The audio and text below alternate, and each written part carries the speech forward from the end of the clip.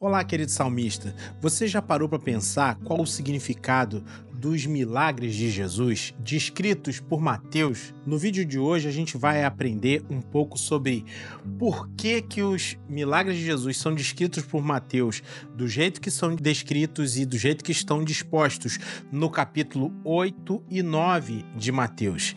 E a gente vai descobrir uma coisa muito interessante e importante acerca disso.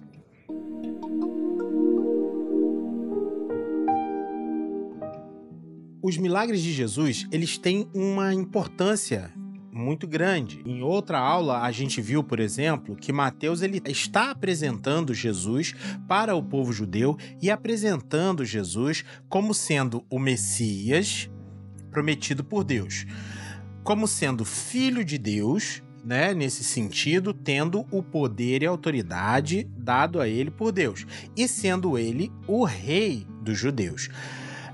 Ele também é apresentado como um mestre, sendo um novo Moisés, ainda maior do que Moisés, né? E então, o objetivo aqui é mostrar que Jesus ele tem poder e autoridade. E esse poder e autoridade acima, inclusive, da própria lei, sendo ele a lei, a própria lei de Deus.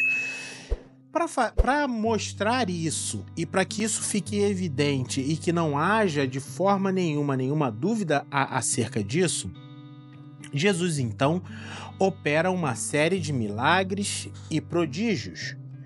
E aqui está um ponto muito importante, porque através dos milagres de Jesus, nós vemos que ele é Deus, ele tem o poder divino fluindo sobre ele. Em nenhum outro momento da história da humanidade existiu nenhum ser humano que tivesse esse poder, que tivesse essa capacidade de operar esse tipo de milagre, principalmente os milagres acerca de cura de doentes de nascença, paralíticos, cegos, né?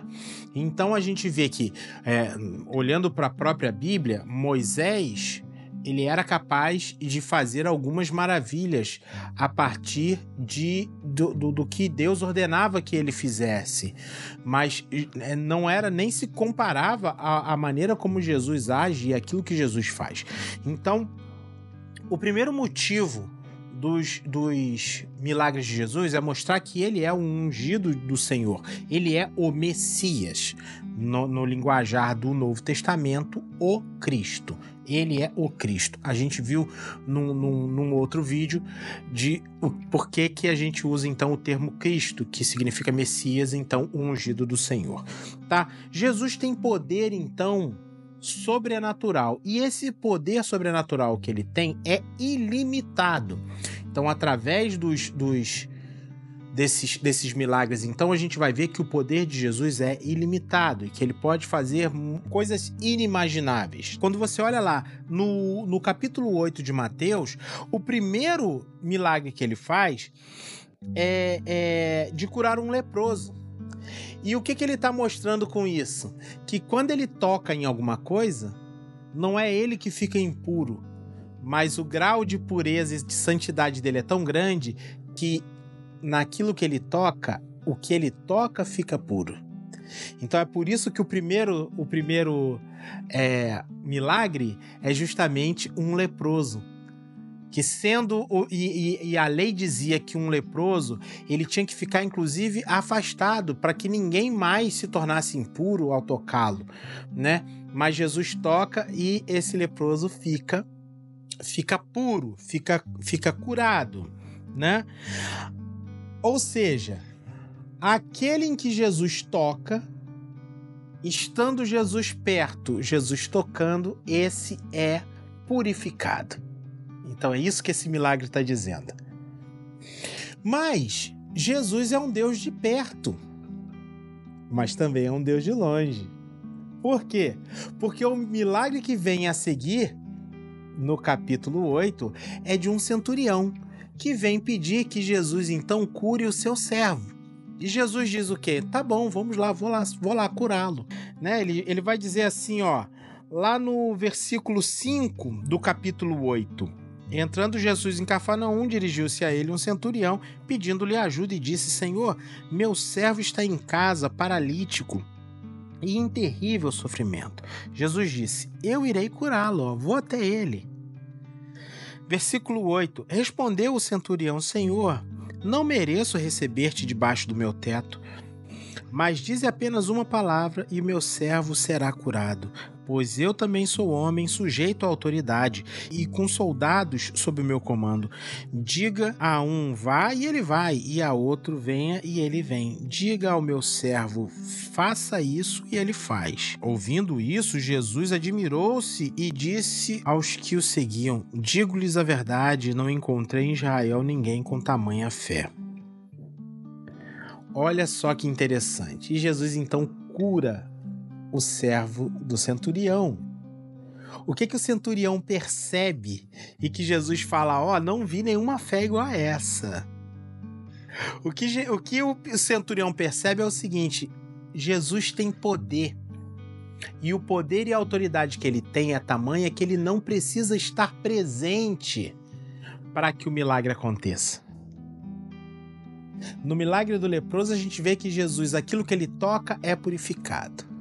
No milagre do servo do centurião, a gente vê que Jesus não precisa nem estar no mesmo lugar, não precisa nem estar presente.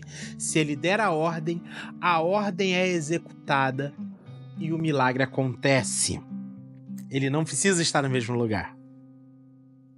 Mas quando a gente vê, por exemplo, Jesus curando a sogra de Pedro, o que a gente vê então? Que no lugar onde Jesus entra, na casa onde Jesus entra, ali tem cura. Porque quando ele está presente, ele diz que se ele quiser, o milagre vai acontecer também.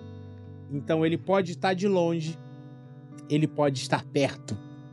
Se ele tocar, é purificado. Ele não se contamina, ele purifica. A gente vê então Jesus curando a sogra de Pedro, Mateus 8, 14 a 17, que diz assim: Entrando Jesus na casa de Pedro, viu a sogra descer de cama com febre. Tomando-a pela mão, a febre a deixou e ela se levantou e começou a servi-lo. Ao anoitecer foram trazidos a eles muitos endemoniados e ele expulsou os espíritos com uma palavra e curou todos os doentes. E assim se cumpriu o que fora dito pelo profeta Isaías. Ele tomou sobre si as nossas enfermidades e sobre si levou as nossas doenças. Então, assim, onde Jesus chega, onde ele entra, há cura. Então, ele chega na casa de Pedro e ele cura aquela mulher. Ou seja, ele tem poder sobre a carne, ele tem poder sobre a matéria. Mas o que o texto diz é que logo depois pessoas são trazidas a ele endemoniadas e ele as cura também. Então ele não tem poder só sobre a carne, sobre a matéria, ele tem poder e autoridade também sobre os espíritos. No capítulo 9, então, do versículo 1 ao 8, a gente vai ver ele curando um paralítico. Mais uma vez, demonstrando o seu poder sobre toda a matéria e sobre toda a carne. Aí, então, a gente tem a cura da mulher do fluxo de sangue, Mateus 8, do versículo 16 ao versículo 26, onde aquele que toca em Jesus, veja bem, lá no leproso, ele toca e uma pessoa é curada. Agora nós temos uma pessoa que toca em Jesus e é curada só de tocá-lo, ou seja, aquele que se aproxima de Jesus se beneficia do seu poder. Olha que interessante isso, né? Jesus não precisa nem ele tocar especificamente, né? Nem precisa ele. Só da gente ir até Jesus, milagres acontecem. Né? Depois, no capítulo 9, a gente tem Jesus cura 2 cegos. No capítulo 9, no versículo 27. 9:27 diz assim: Saindo Jesus dali, 2 cegos o seguiram, clamando: Filho de Davi, tem misericórdia de nós. Entrando ele em casa, os cegos se aproximavam e ele lhes perguntou: Vocês creem que eu sou capaz de fazer isso? E eles responderam: Sim, Senhor. E ele, tocando os olhos deles, disse: que lhes seja feito segundo a fé de vocês, e a visão deles foi restaurada. Então Jesus os advertiu severamente: cuidem para que ninguém saiba disso. Eles, porém, saíram e espalharam a notícia por toda aquela região. Então, o que a gente está vendo aqui é que cada um desses milagres ele vai mostrando que Jesus ele tem poder e autoridade, não só sobre a carne, mas também sobre o espírito, não só sobre a matéria, mas também sobre o mundo espiritual, não só em seres humanos, mas também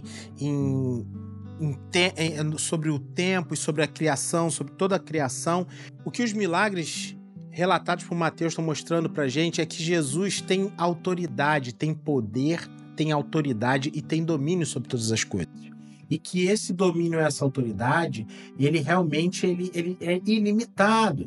Ele é ilimitado. Quando a gente olha, por exemplo, no capítulo 28 do livro de Mateus, lá no versículo 18, diz assim, então Jesus, aproximando-se deles, disse: foi-me dado toda a autoridade nos céus e na terra. Ou seja, Jesus tem toda a autoridade. A autoridade dele é ilimitada e a gente vê exatamente isso através dos milagres que ele faz. Mateus está mostrando de forma didática como o poder de Jesus, ele é um poder que ele não se limita só à carne, não se limita só ao mundo espiritual, não se limita só a alguns poucos fenômenos, não. Ele é uma autoridade que lhe foi dada acima de todas as coisas, ele tem poder sobre todas as coisas. E Jesus, então, ele pode fazer todas as coisas. O poder dele quebra as leis da matéria, as leis da física, as leis. Não há nenhuma lei que não esteja debaixo do seu poderio. E é isso que Mateus está nos mostrando com os milagres de Jesus. Espero que você tenha se sentido alimentado através dessa exposição aqui, que isso te faça ter mais fé naquilo que Jesus é, em quem Jesus é e naquilo que Jesus faz, sabendo que não há nada que esteja fora do alcance e fora da autoridade de Jesus Cristo. Que o Senhor te abençoe e te guarde, em nome de Jesus. Amém.